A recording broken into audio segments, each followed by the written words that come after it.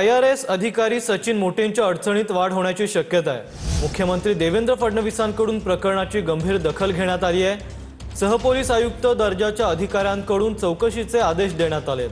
गोपीचंद पडळकरांनी केलेल्या आरोपानंतर मुख्यमंत्र्यांनी ही दखल घेतली आहे।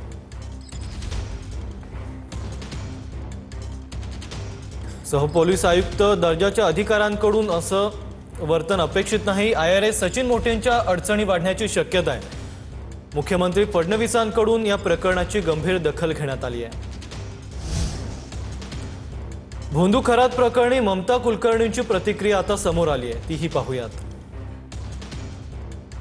स्वतःला शिवशंकरचे अवतार म्हणत होता, तर तेच भ्रम आहे। त्याला पण भ्रम झालेला आहे। तो भ्रम असतो।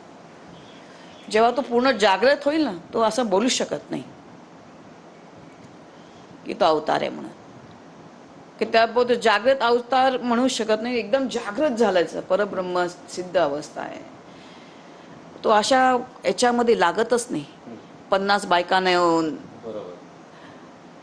तो काय आहे, ह्या आडमध्ये तो बिचाऱ्या बायकांना, निर्दोष बायकांना, मी तर म्हणे अशा बायकांचे जे पती आहेत, तुम्ही सांभाळून घ्या तुमच्या स्त्रियांना, हे नालायक लोक आहेत। ऑफिसमध्ये महिलांना बोलून त्यांच्यासोबत त्यांनी अनेक असे कृत्य केलेत जे आपण सांगू शकत नाही। अनेक 100 पेक्षा जास्ती क्लिप त्यांच्या सध्या। मी एवढंच म्हणेन, तुम्ही त्या महिलांना पण विचारा, काय माहिती त्यांचा सहभाग असेल याच्यामध्ये।